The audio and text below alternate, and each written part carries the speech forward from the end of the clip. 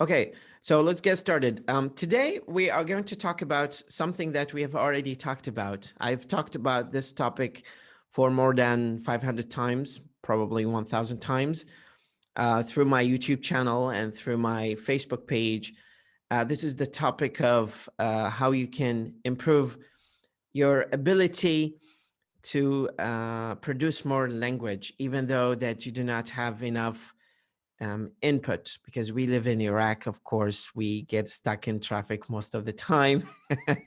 And it's really hard sometimes to juggle your responsibilities as an English um, learner or as an English teacher with other peripheral responsibilities that you have, like home chores, activities, tasks assigned to you, your commitments at work, or your commitments with your family. If you are responsible to nurture your kids, or you do not have enough time just because everything is taking and sucking all the energy out of you. How do we maximize the amount of time that we spend um, learning English and progressively accomplish some satisfactory level of acceptance uh, to learn language and gradually progress? And this comes from the fact that we need sometimes to maximize the advantage of the blessing of time that we have, that is endowed by God on us, that we sometimes have free time to learn something. But you know what? We have time management crisis. A lot of people actually ask me if they have any sort of magic spell, a wasfa sihriya, to help them improve their learning. So when I start chatting with them about their activities and what they normally and naturally do on a daily basis, it seems to me clear that the majority do not take advantage of their time. Their time is not well calculated. They haven't calibrated their time to render it suitable and conducive to language learning. And one reason for that is simply because of lack of time management. And time management is as easy as just jotting down or writing down few basic things or tasks that you obligate yourself to do on single day.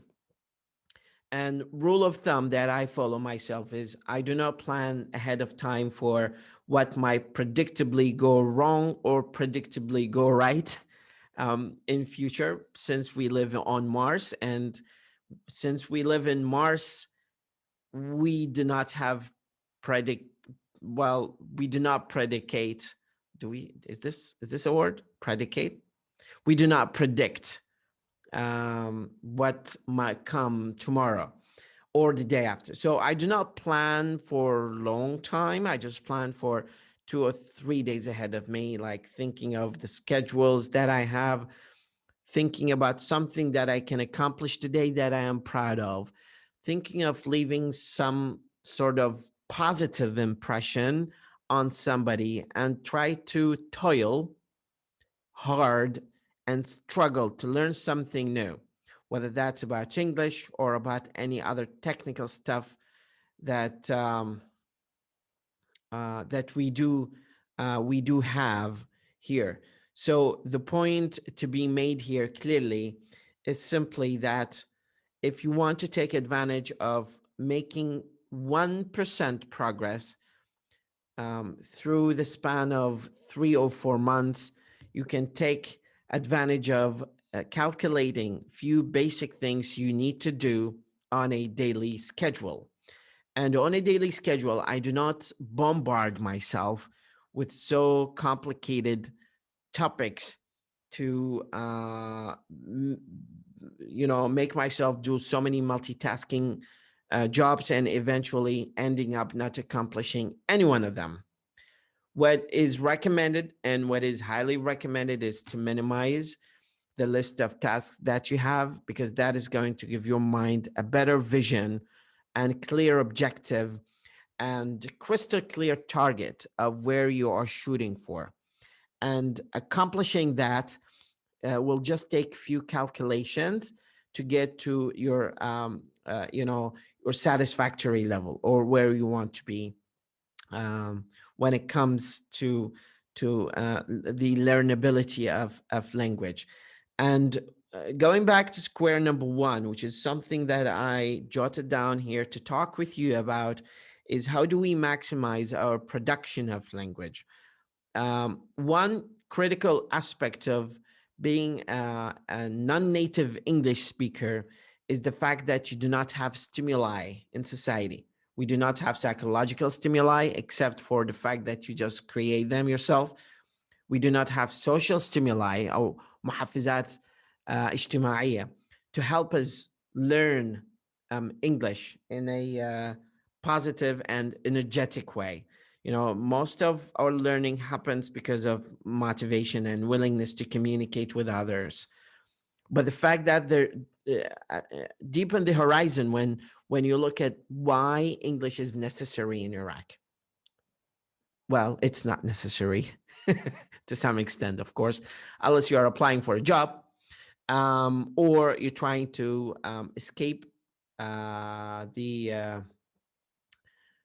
escape from the country, like applying for a scholarship or applying for immigration or SIV or IOM or whatever kind of application that you have.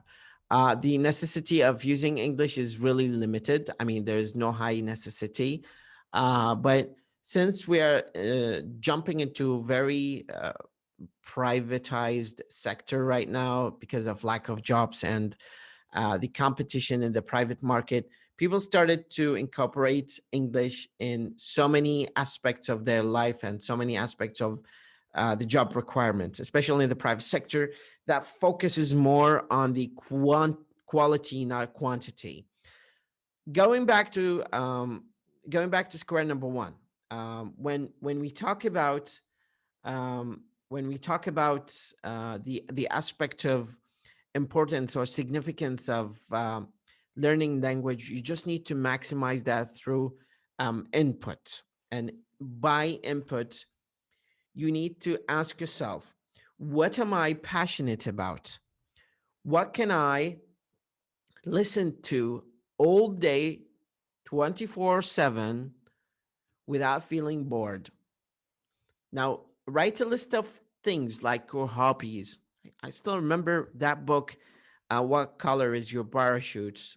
And in that book, the author tries to help you find the best job that is suitable to the kind of personality that you have. And once you jot down like top 10 probably hobbies, you can go to YouTube. YouTube is a treasure of knowledge. You can learn pretty much everything on YouTube, because everything we know we have learned from other people. So since language is a social organism, and we cannot, of course, isolate ourselves from the global citizens and just behave as if we have mastered English. We just need to activate English through social practices. And I'm sorry for these technical expressions because they are part of the specialization. But the idea is that since you have safe house to positively feel the importance of English. Your ability to progress is going to be restrained. Your ability is going to be restrained for psychological and social reasons. The psychological is lack of motivation, or sometimes you feel demotivated because people do not encourage you. They are not encouraging. They are not helping you move one step ahead, and they negatively criticize you. And socially, because there is lack of relevance of English in society. Like, you learn Kurdish, you learn French, you learn Spanish. The validity and practicality of learning that in the current situation is not quite encouraged. It's not quite, uh, you know, promoted. So you just need to create your own simulation of reality and your own simulation of the necessity of need of language. And you can generate as many scenarios where you need English.